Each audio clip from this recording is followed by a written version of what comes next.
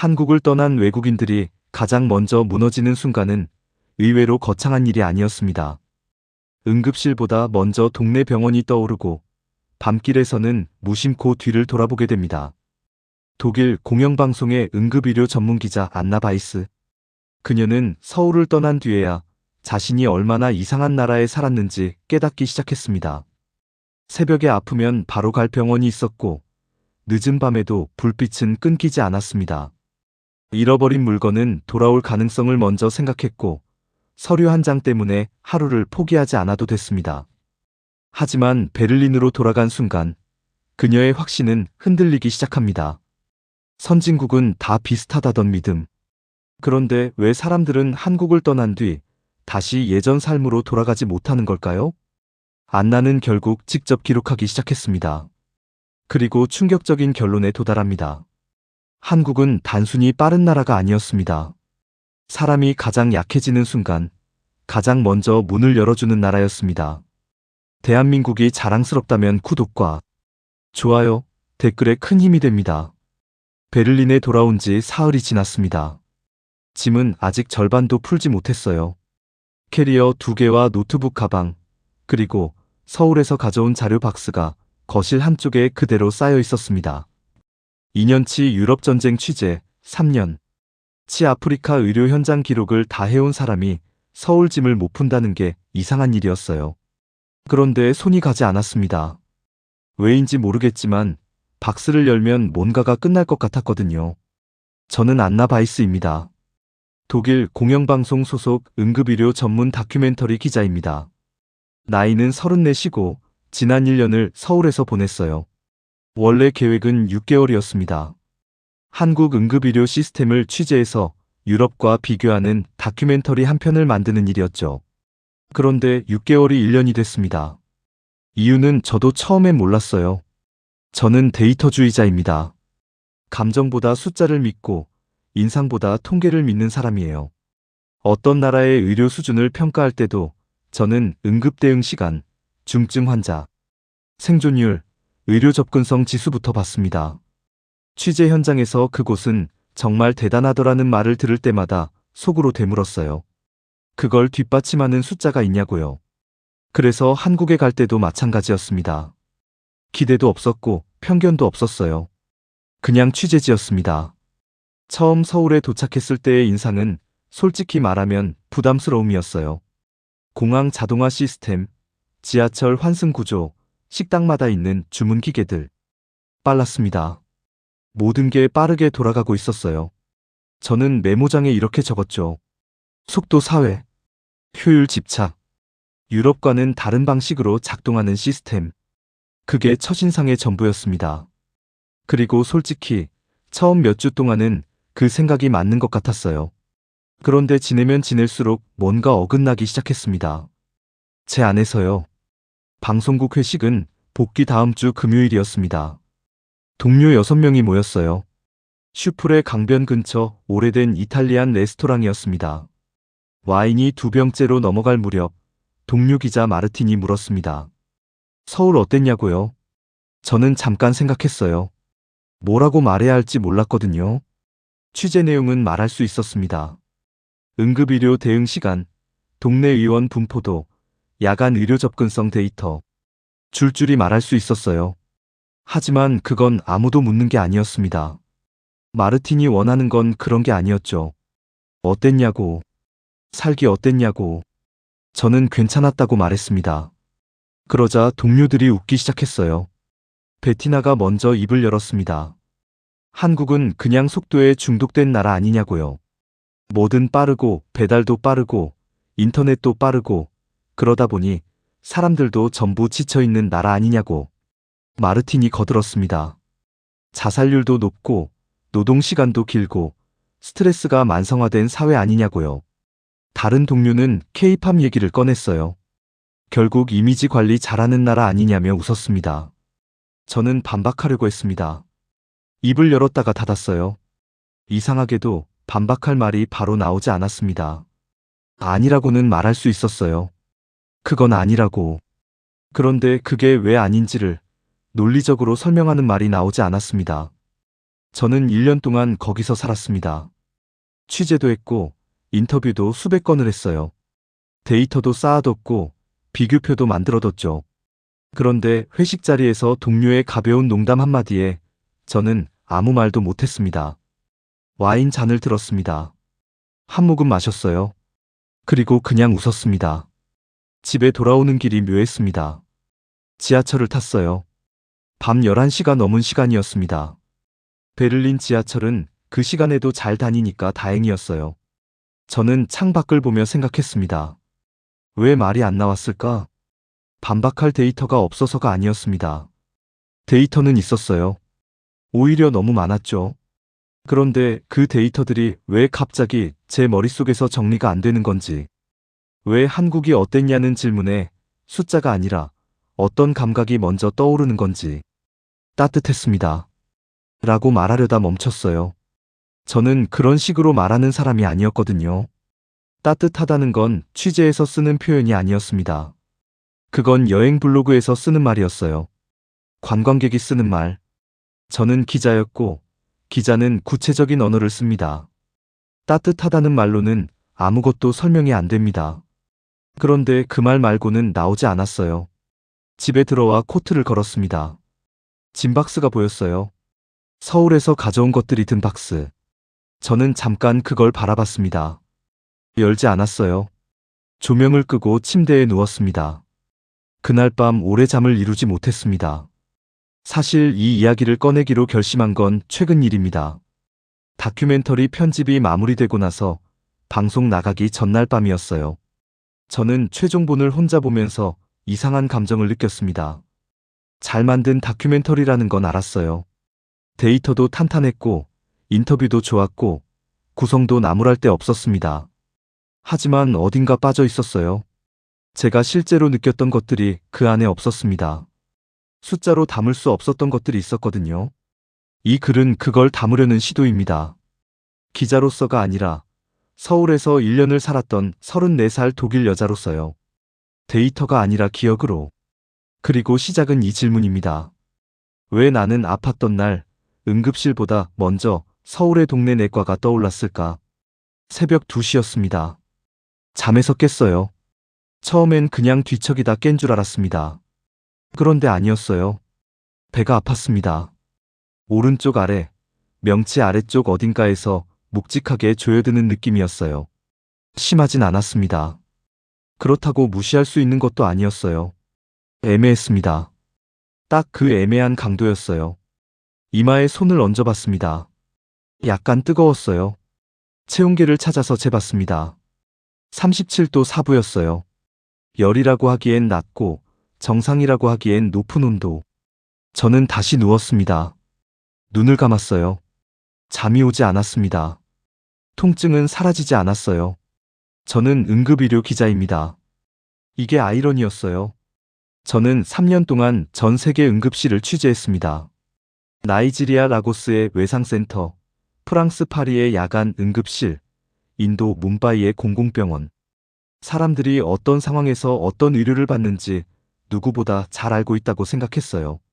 그런데 막상 새벽 2시에 혼자 배가 아프니까 머릿속이 하얘졌습니다. 응급실에 가야 하나? 저는 생각했습니다.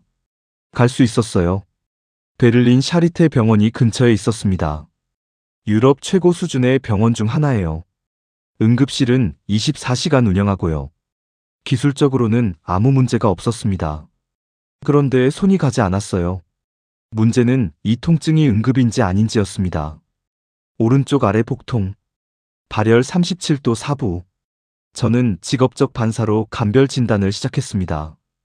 맹장염, 난소낭종, 과민성 대장, 단순 소화 불량. 전부 가능했어요. 전부 아닐 수도 있었고요.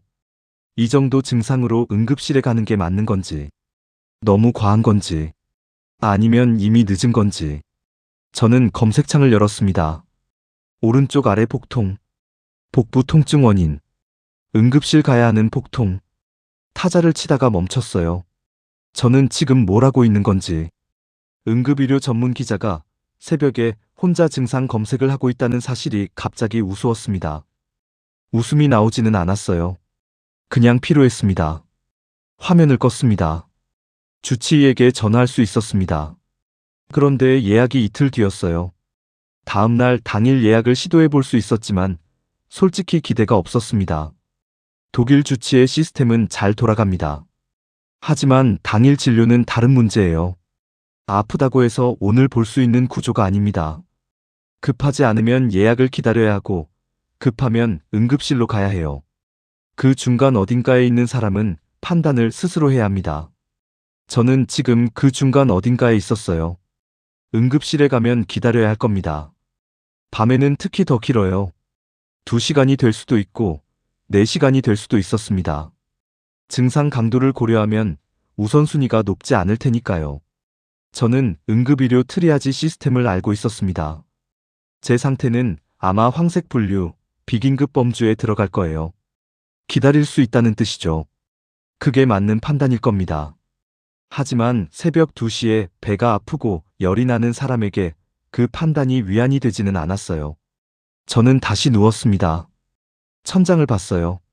베를린 아파트의 천장은 높습니다. 오래된 건물이라 그래요. 저는 그 높은 천장을 보면서 이상하게 서울 생각이 났습니다. 서울에서 아팠던 날이 있었어요.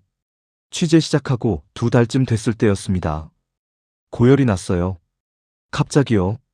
아침에 일어나니 온몸이 무거웠고 체온계를 재니 38도 5부였습니다. 지금보다 훨씬 심했어요. 그런데 이상하게 그때는 지금처럼 막막하지 않았습니다. 왜 그랬을까? 저는 생각하기 시작했어요. 새벽에 배를 누르며 통증이 들어왔다 나갔다 하는 동안 서울에서 그날 저는 스마트폰을 꺼내 지도 앱을 열었습니다. 내과라고 검색했어요. 결과가 쏟아졌습니다. 걸어서 5분 거리에 2곳, 10분 거리에 5곳. 전부 오전 9시 진료 시작이었어요. 그때가 오전 8시 20분이었으니까 40분을 기다리면 됐습니다. 저는 가까운 곳을 골라서 걸어갔어요. 간단했습니다.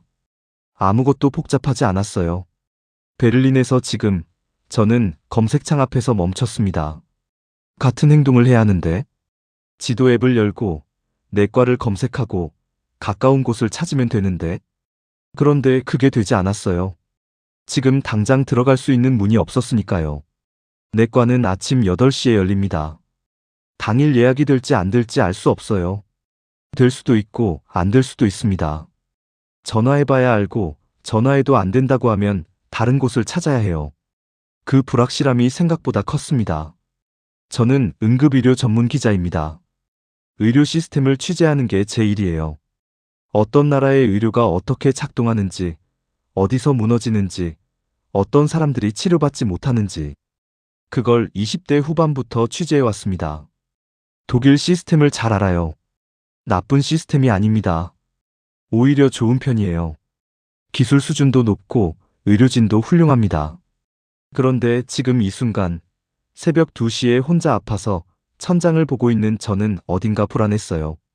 의료기술의 문제가 아니었습니다. 기다리는 것도 익숙했어요. 저는 기자로 훈련받은 사람이고 불편함에 강합니다. 그런데 불안했어요. 지금 당장 어디로 가야 한다는 답이 없어서요. 아프면 어디로 가는가? 이 질문에 바로 답이 나오지 않는 상황. 그게 생각보다 사람을 작아지게 만든다는 걸 그날 밤 처음 알았습니다. 결국 응급실은 가지 않았어요. 통증이 새벽 4시쯤 조금 가라앉았습니다. 잠을 조금 잤어요. 아침에 일어나서 주치의 진료실에 전화했더니 다행히 당일 취소 슬롯이 하나 났다고 했습니다. 오후 2시에 올 수 있냐고요. 네, 했습니다. 진료는 15분이었어요. 의사가 촉진해보고 피검사 처방을 냈습니다. 결과는 이틀 뒤에 나온다고 했어요. 검사 결과를 기다리는 동안은 진통제를 먹으면 된다고요. 별거 아닌 거였습니다. 이틀 뒤 결과는 정상이었어요. 과로와 스트레스성 복통이라고 했습니다. 다 잘 됐죠? 문제없이 해결됐어요. 그런데 그 이틀 동안 저는 서울 생각을 멈출 수가 없었습니다. 서울에서는 그날 아침 내과에 걸어 들어갔어요. 접수하고 앉았다가 20분 만에 들어갔습니다. 의사가 보고 처방을 냈고 1층 약국에서 약을 받아서 집에 왔어요. 오전이 끝나기 전에 모든 게 끝났습니다. 그게 그냥 당연한 거라고 생각했어요. 당연하지 않았습니다. 기억은 이상하게 작동합니다. 아팠던 기억은 보통 흐릿해지는 법이에요. 고통은 기억에서 빨리 지워집니다. 그게 인간이 살아남는 방식이라고 어딘가에서 읽었어요. 하지만 서울에서 고열이 났던 그날 아침 기억은 이상하게도 선명했습니다. 오히려 베를린 복통이 있고 나서 더 선명해졌어요. 취재 시작하고 2달째였습니다. 9월 초였어요. 서울은 아직 더웠습니다. 저는 마포구 어딘가에 작은 원룸을 빌려서 지내고 있었어요. 방송국에서 잡아준 숙소였는데 동네가 조용하고 편했습니다. 슈퍼마켓도 있었고 편의점도 있었어요. 그날 아침 눈을 뜨는데 온몸이 무거웠습니다. 처음엔 취재 피로인 줄 알았어요. 전날 응급의료 관계자 인터뷰를 5건 연속으로 했거든요. 녹취 정리도 밤 12시가 넘어서야 끝났고요. 무리를 했던 겁니다. 그러니까 쉬면 되겠다 싶었어요. 저는 다시 누웠습니다. 1시간 뒤에 일어났을 때 상태가 더 나빠져 있었어요. 체온계를 찾았습니다. 38도 5부. 고열이었어요. 목도 약간 아팠고 머리도 지끈거렸습니다. 인플루엔자 초기 증상과 비슷했어요. 저는 잠깐 멍하니 앉아 있었습니다. 오늘 오후에 병원 현장 취재가 예정되어 있었어요. 취소해야 했습니다. 그리고 진료를 받아야 했어요. 스마트폰을 꺼냈습니다. 지도 앱을 열었어요. 내과라고 입력했습니다. 결과가 나왔어요. 주변에 내과 의원이 10곳 가까이 있었습니다. 걸어서 5분, 7분, 10분. 전부 오전 9시 진료 시작이었어요. 당시 시각이 8시 35분이었으니까 25분을 기다리면 됐습니다. 저는 잠깐 화면을 바라봤어요. 이게 당연한 건지 확신이 서지 않았습니다. 예약해야 하나? 전화를 해야 하나? 그냥 가면 되는 건가? 저는 가장 가까운 내과 정보를 눌러봤어요. 예약 없이 내원 가능. 이라고 적혀 있었습니다. 저는 외투를 걸치고 나갔어요. 걸어서 5분이었습니다. 의원 문을 열고 들어갔어요. 접수 창구가 있었습니다. 직원이 앉아 있었어요. 처음 오셨냐고 물었습니다.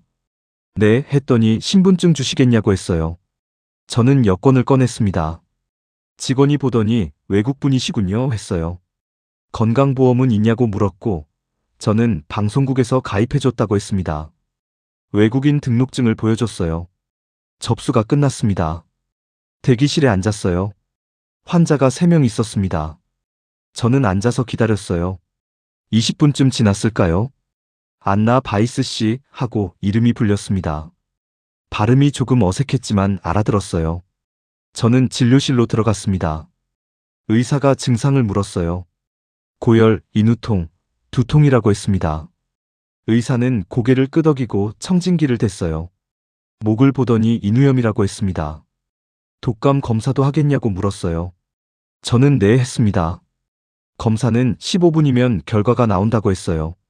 저는 다시 대기실로 나와서 앉았습니다. 15분이 지났어요. 음성이었습니다. 의사는 바이러스성 인후염으로 보인다고 했어요. 해열제, 항생제, 진통제를 처방해주겠다고 했습니다. 3일치 약이었어요. 처방전을 받아서 나왔습니다. 1층에 약국이 있었어요. 처방전을 냈습니다. 직원이 봉투에 약을 담아주면서 복용법을 설명해줬어요. 한국어였는데 천천히 말해줬고 제가 못 알아들으면 다시 말해줬습니다.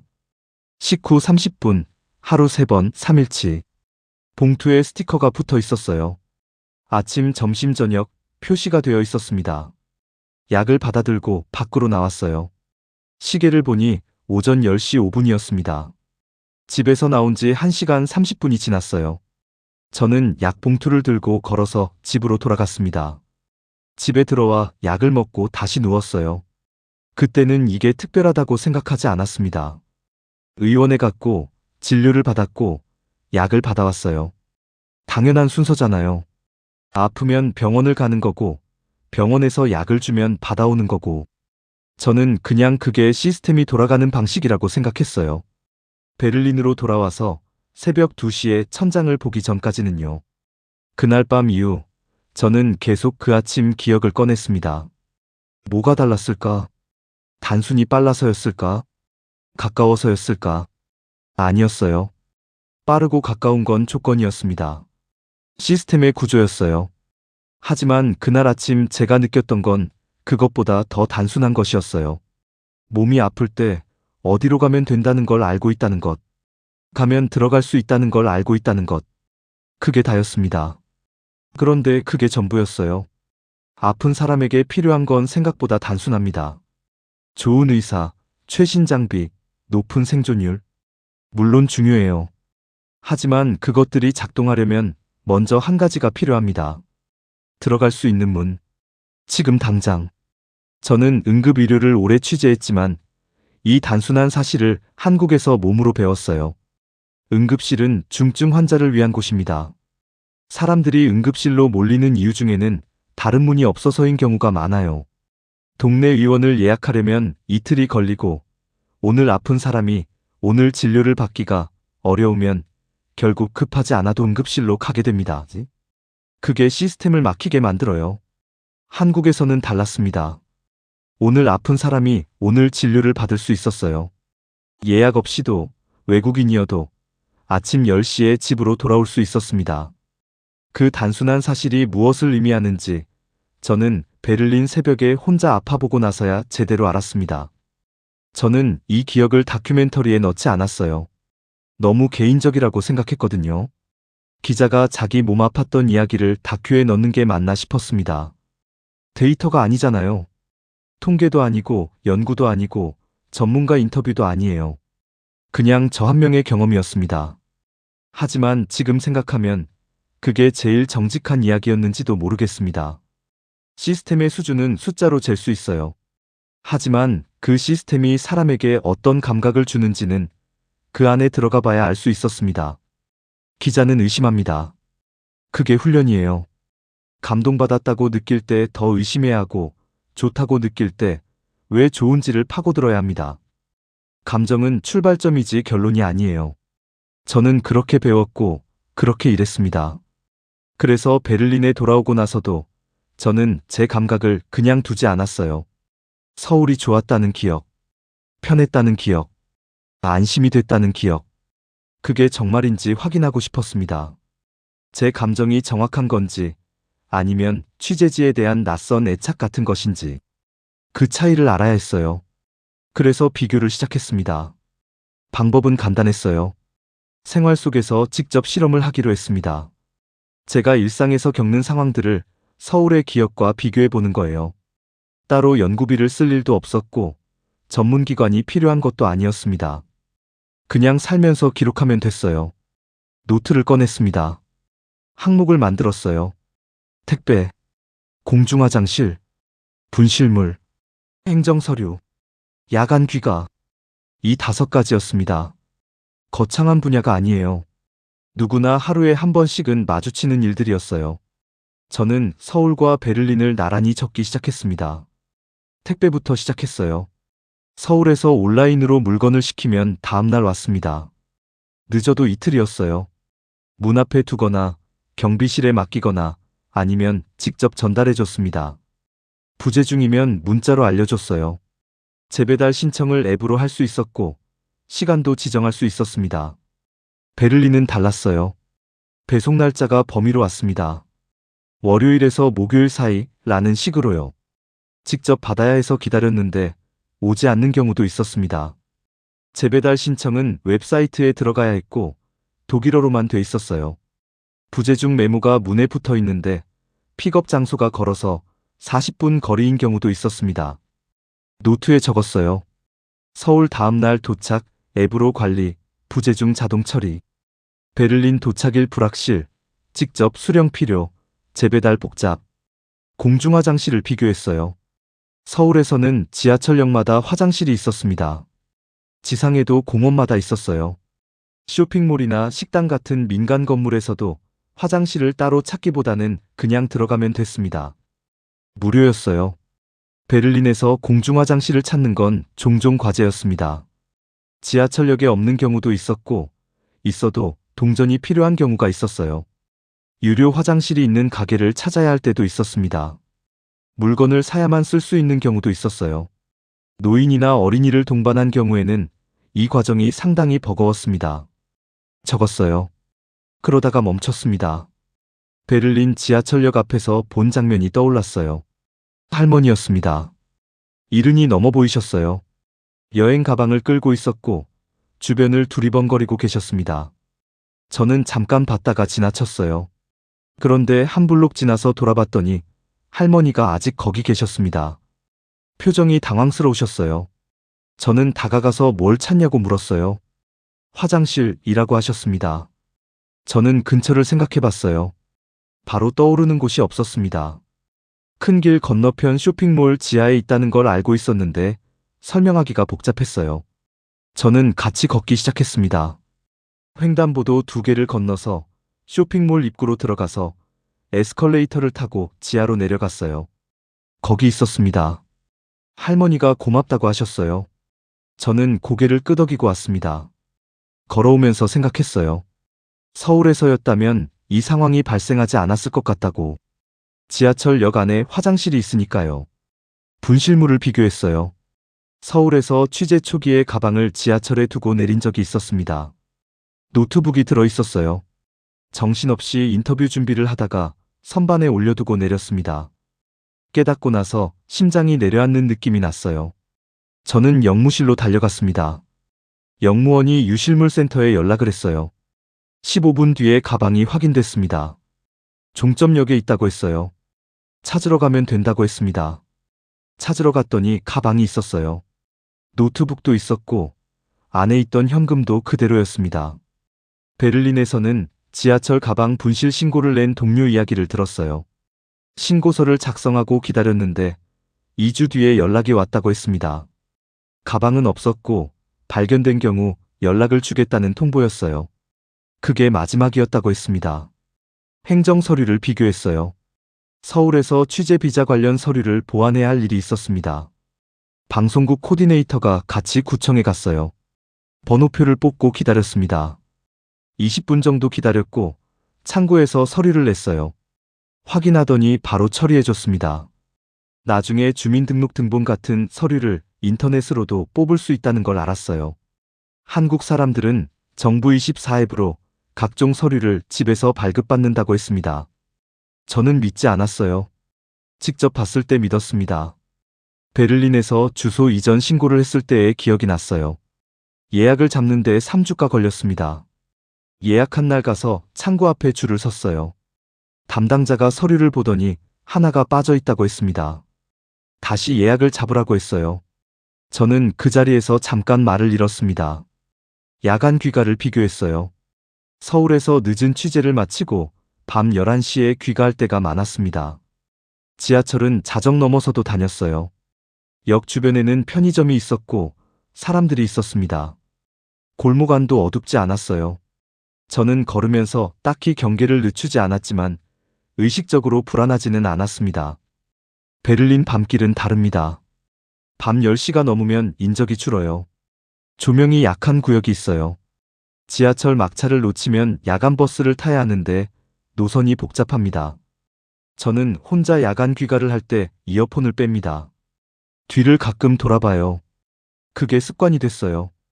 서울에서는 그 습관이 느슨해졌습니다. 노트 2페이지가 채워졌어요. 저는 적다가 멈추고 생각했습니다. 이게 한국이 유토피아라는 말이 아니에요. 서울에도 어두운 골목이 있을 거고 행정이 느린 곳도 있을 거고 분실물이 사라지는 경우도 있을 겁니다. 모든 나라가 그래요. 하지만 방향이 달랐습니다. 불편이 발생했을 때 그 불편이 오래 이어지는가 아닌가. 막히면 바로 우회로가 있는가 없는가. 곤란한 상황에서 사람이 혼자 버텨야 하는 시간이 얼마나 되는가. 서울은 그 시간이 짧았어요. 그게 제가 취재 내내 가지고 있던 안도감의 정체였습니다. 저는 노트를 덮었어요. 기자 본능이 만족했습니다. 데이터가 감정을 뒷받침했어요. 이제 논리적으로 설명할 수 있었습니다. 그런데 이상하게 그게 다가 아니었어요. 숫자와 비교표는 나왔는데 아직 설명이 안 된 게 있었습니다. 왜 서울이 편안했냐는 질문에 제가 따뜻했다는 말이 먼저 나왔을까요? 그 말의 정체가 뭔지 저는 아직 모르고 있었어요. 베를린 복귀 3주째였습니다. 버스를 타고 있었어요. 오후 2시쯤이었습니다. 버스가 정류장에 서더니 사람들이 탔어요. 그 중에 할아버지 한 분이 계셨습니다. 여든은 되어 보이셨어요. 지팡이를 짚고 천천히 계단을 오르셨습니다. 앞좌석에 앉아있던 젊은 남자가 일어났어요. 자리를 양보했습니다. 할아버지가 고맙다고 하시며 앉으셨어요. 여기까지는 좋았습니다. 그런데 그 다음이었어요. 할아버지가 뭔가를 두리번거리기 시작하셨어요. 불편해 보이셨습니다. 저는 보다가 알아챘어요. 화장실이 급하신 것 같았습니다. 표정에 나타나 있었어요. 할아버지는 핸드폰을 꺼내 뭔가를 검색하시다가 다음 정류장에서 내리셨어요. 저는 창밖으로 바라봤습니다. 할아버지가 내려서 주변을 보셨어요. 한 방향으로 걸어가셨습니다. 버스가 출발했어요. 저는 더 이상 볼 수 없었습니다. 그게 머릿속에 남았어요. 할아버지가 찾아가신 화장실이 가까이 있었으면 좋겠다고 생각했습니다. 없으면 어쩌시려나? 가게에 들어가서 부탁을 해야 하는 건가? 그 가게에서 물건을 사야 쓸 수 있는 건지 모르는 채로. 그 상황이 저는 마음에 걸렸어요. 크게 나쁜 일이 아닐 수도 있어요. 그냥 화장실을 찾는 거니까요. 하지만 그 과정에서 할아버지가 겪어야 하는 것들. 버스에서 내리고, 걷고, 찾고, 부탁하고. 그 과정이 쉽지 않을 거라는 걸 알았습니다. 서울에서였다면 어땠을까? 저는 생각했어요. 지하철역 근처였다면 역 안에 화장실이 있었을 겁니다. 버스 정류장 근처였어도 편의점이 있었을 가능성이 높았어요. 화장실을 찾는데 그렇게 오래 걸리지 않았을 거예요. 그 무렵 다른 일도 있었습니다. 지하철에서 가방을 잃어버렸어요. 큰 가방이 아니었습니다. 작은 숄더백이었어요. 취재 장비가 들어있지는 않았고 지갑과 이어폰과 작은 노트가 들어있었습니다. 분실 신고를 했어요. 창구에서 서류를 작성했습니다. 담당자가 말했어요. 발견되면 연락이 갈 거라고요. 그게 나흘째였습니다. 연락이 없었어요. 저는 돌아올 거라고 기대하지 않았어요. 기대 자체를 하지 않게 됐습니다. 포기하는 게 당연하게 느껴지는 구조였어요. 서울에서 노트북 가방을 잃어버리고 15분 만에 찾았던 기억이 떠올랐습니다. 그때도 이게 당연한 건지 아닌지 생각하지 않았어요. 그냥 당연한 줄 알았습니다. 당연하지 않았어요. 밤 10시 귀가길이었습니다. 편집실에서 늦게까지 작업하다 나왔어요. 지하철을 탔고 집 근처 역에서 내렸습니다. 집까지는 도보로 15분이었어요. 저는 이어폰을 뺐습니다. 습관이었어요. 야간 귀가를 할 때는 소리를 들어야 한다고 생각하는 훈련된 반응이었습니다. 걸으면서 뒤를 한번 돌아봤어요. 사람이 없었습니다. 가로등 사이 간격이 길었어요. 어두운 구간이 있었습니다. 빠르게 걸었어요. 집에 들어와서 문을 잠갔습니다. 그리고 잠깐 서 있었어요. 숨을 고르면서요. 무서웠던 건 아니에요. 딱히 위험한 일은 없었어요. 그냥 경계를 유지해야 했던 시간이었습니다. 서울에서 밤 귀가를 하던 기억을 떠올렸어요. 편의점 불빛이 기억났습니다. 골목마다 있었어요. 화냈습니다. 사람이 있었어요. 새벽 2시에 편의점에 들어가면 점원이 있었고 커피를 살 수 있었고 잠깐 그 밝은 공간 안에 있다가 나올 수 있었습니다. 그게 안전에 대한 보증이 아니었어요. 서울이 무조건 안전한 도시라는 말도 아닙니다. 다만 저는 서울에서 밤길을 걸으면서 이어폰을 빼지 않아도 됐어요. 뒤를 돌아보는 일이 줄었습니다. 그 차이가 작아 보이지만 작은 게 아니에요. 하루에 한 번씩 자기 안전을 경계해야 하는 것과 그냥 걸어도 되는 것. 그 차이는 누적됩니다. 5분이 3년이 되면 달라요. 그 에너지가 다른 데 쓰일 수 있거든요. 저는 이 세 가지 기억이 연결되는 걸 느꼈습니다. 버스에서 내린 할아버지, 돌아오지 않은 숄더백, 이어폰을 빼고 걷던 밤길.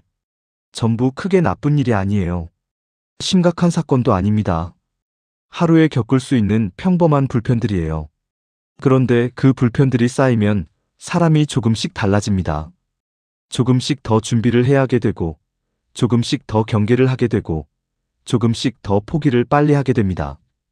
곤란한 상황에서 도움을 받지 못하는 경험이 반복되면 처음부터 기대를 하지 않는 사람이 되는 거예요. 서울에서는 그 과정이 느렸어요. 그게 제가 느꼈던 편안함의 정체 중 하나였습니다. 한국은 완벽한 나라가 아니에요. 저는 취재를 하면서 문제들도 봤습니다. 노인 빈곤, 청년 주거 문제, 의료 인력 과부하, 통계로도 있었고 현장에서도 봤어요. 빛나는 면만 있는 게 아니었습니다. 그런데 제가 기억하는 건 다른 것이었어요. 화장실을 찾아 헤매지 않았다는 것, 잃어버린 물건을 찾을 수 있었다는 것, 밤길을 걸을 때 어깨에 힘을 조금 빼도 됐다는 것, 곤란한 사람을 오래 방치하지 않는 사회. 그게 사람을 덜 초라하게 만들었어요. 저는 부정하려고 했습니다. 처음에는요. 서울에서의 좋은 기억들이 자꾸 올라올 때마다 저는 반대 방향으로 생각하려고 했어요. 감정에 끌려가지 않으려는 반응이었습니다. 기자로서의 훈련이었어요. 한국도 문제가 있어. 저는 속으로 되뇌었습니다. 의료 접근성이 좋아도 의사 수가 부족하고 병원 쏠림 현상이 있어. 밤길이 밝아도 그건 에너지 낭비일 수 있어. 택배가 빨라도 배달 노동자의 노동 조건은 어떤지 알아야 해. 다 맞는 말이었어요. 그래서 자꾸 그쪽을 봤습니다. 그런데 비교를 계속하면 할수록 이상한 일이 일어났어요. 부정하려고 파면 팔수록 오히려 다른 것들이 보이기 시작했습니다. 응급의료 접근성 데이터를 찾아봤어요. 한국은 인구 10만 명당 동네 의원 수가 유럽 주요국보다 많았습니다. 문제는 의사 수가 아니라 분포였어요. 대형 병원에 몰리는 건 사실이지만 동네 의원 자체는 촘촘하게 깔려 있었어요. 진료 대기 시간도 달랐습니다. 경증 환자가 당일 진료를 받는 비율을 비교했을 때 한국이 유럽 여러 나라보다 높았어요. 저는 이걸 처음 봤을 때 다시 찾아봤습니다. 출처를 확인하고 다른 자료와 교차했어요. 맞았습니다. 수치가 맞았어요. 응급의료 구조를 비교했어요. 유럽은 일반적으로 1차 의료와 응급의료가 분리되어 있습니다. 주치의 시스템이 있고 그 다음이 전문의, 그 다음이 응급실이에요. 이 구조가 나쁜 건 아닙니다. 의료 자원을 효율적으로 쓸 수 있어요. 그런데 이 구조에서 중간이 약해지면 문제가 생깁니다. 주치의 예약이 이틀 이상 걸리고 당일 진료가 어렵고 응급이 아닌데 응급실 말고는 갈 곳이 없어지면 애매하게 아픈 사람들이 전부 응급실로 몰리게 돼요. 그러면 응급실이 막히고 진짜 응급 환자가 제때 보지 못하게 됩니다. 한국의 동네 의원 구조는 그 중간을 채우고 있었어요. 예약 없이 당일 진료가 가능한 곳이 걸어서 가능한 거리에 있었습니다. 그게 응급실 과부하를 막는 완충 역할을 하고 있었어요. 저는 이걸 보고 잠깐 멈췄습니다. 취재 당시 만났던 분이 생각났어요. 서울의 응급의학과 교수였습니다. 저는 인터뷰에서 한국 응급의료의 문제점을 물었어요. 그분이 대답하셨어요. 문제는 있지만 가장 중요한 건 1차 의료가 살아있다는 것이라고요. 동네 의원이 버텨주는 한 응급실이 죽지 않는다고 하셨어요. 그때는 그냥 들었습니다. 베를린에서 새벽에 배가 아프고 나서야 그 말이 뭘 뜻하는지 실감했어요. 저는 비교표를 다시 만들었습니다. 이번엔 감정을 빼고요. 항목을 잡았어요. 동네 의원 당일 진료 가능 여부, 평균 의원 접근 거리, 야간 약국 수, 응급실 평균 대기 시간. 이 네 가지를 한국, 독일, 프랑스, 영국으로 비교했습니다. 데이터를 찾아서 채웠어요. 한국이 야간 약국 수 항목에서 유독 높았습니다. 24시간 약국이 전국 각지에 있었어요.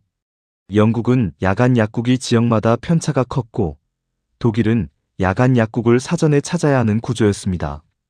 프랑스는 야간 약국이 지정되어 있었는데 도심에서 벗어나면 거리가 멀었어요. 저는 표를 보다가 펜을 내려놨습니다. 확신이 처음으로 흔들린 순간이 그때였어요. 저는 오래 이 일을 해왔습니다. 유럽 의료 시스템이 세계 최고 수준이라는 믿음을 당연하게 가지고 있었어요. 나쁜 믿음이 아니었습니다. 어느 정도 사실이기도 했고요. 하지만 그 믿음은 의료기술 수준에 대한 것이었습니다. 의료 접근성의 문제는 달랐어요. 최고 수준의 의료가 있어도 그 문 앞까지 가는 길이 복잡하면 의미가 반감됩니다. 사람들이 그 문을 찾아가는 동안 포기하게 되거나 더 악화될 때까지 기다리게 되거나 감당할 수 없는 비용을 마주하게 됩니다. 한국은 그 경로가 짧았어요.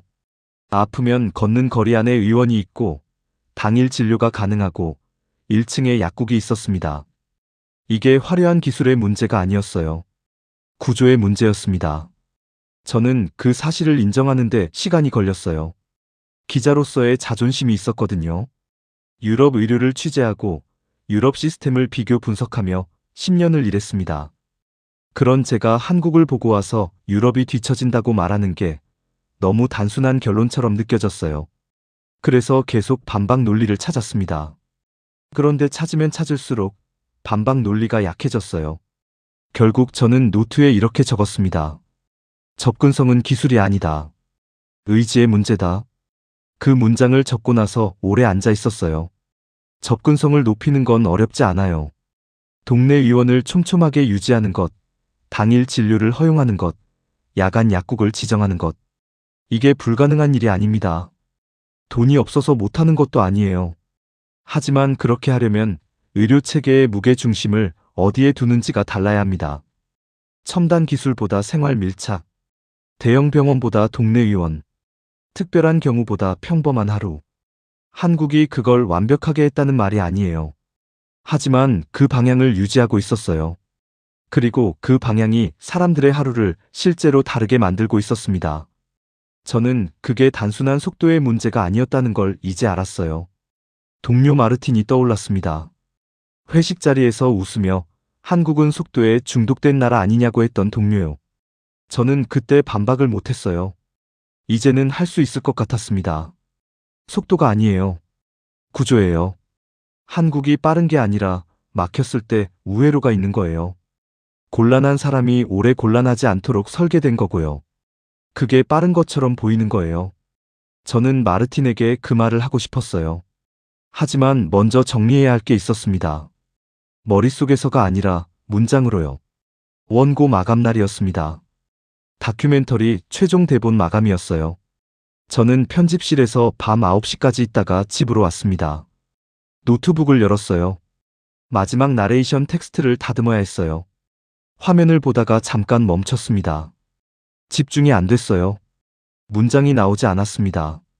저는 일어나서 물을 한 잔 마시고 돌아왔어요.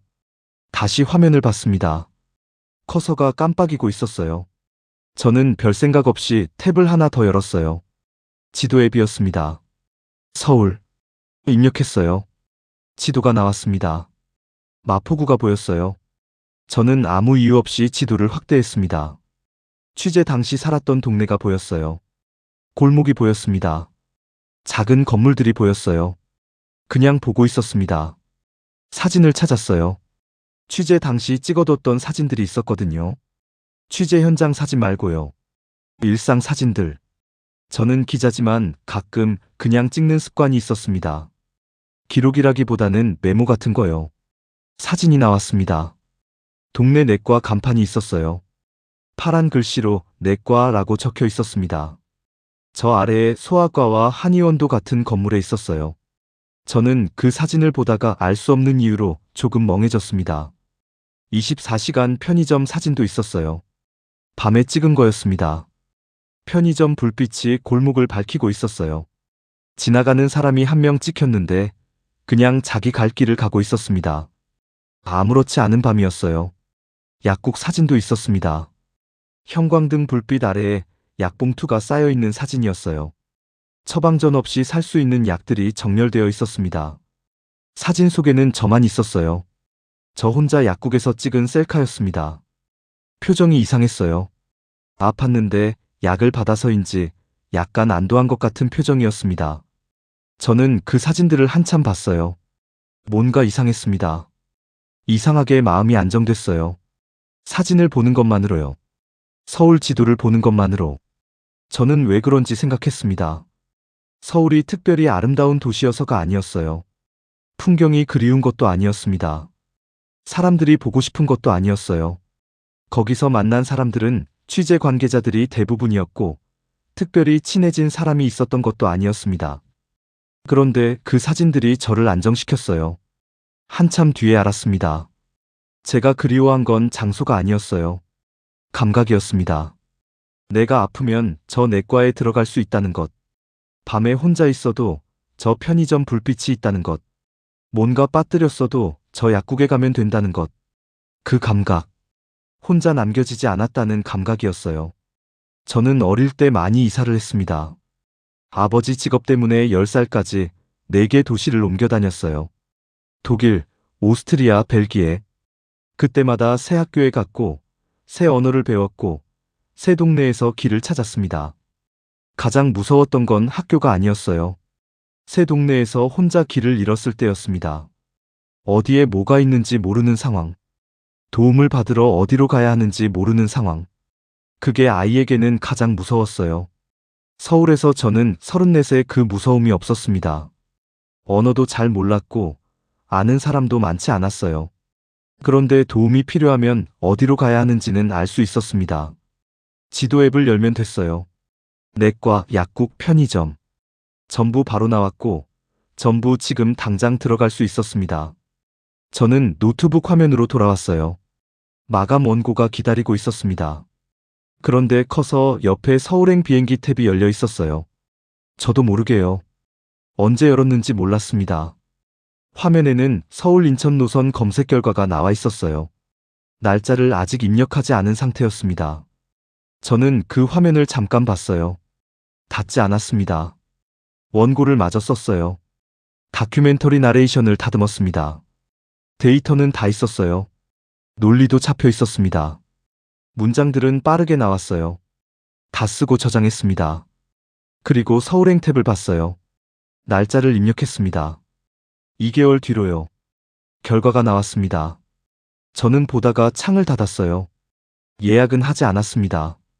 하지만 알았어요. 이 마감이 끝나면 다시 갈 것 같다는 걸. 그리고 이게 도피가 아니라는 걸도 알았어요. 서울이 완벽해서 가는 게 아니에요. 거기서 모든 게 해결돼서가 아닙니다. 서울에도 해결 안 되는 것들이 있어요. 버텨야 하는 것들이 있어요. 힘든 사람들이 있습니다.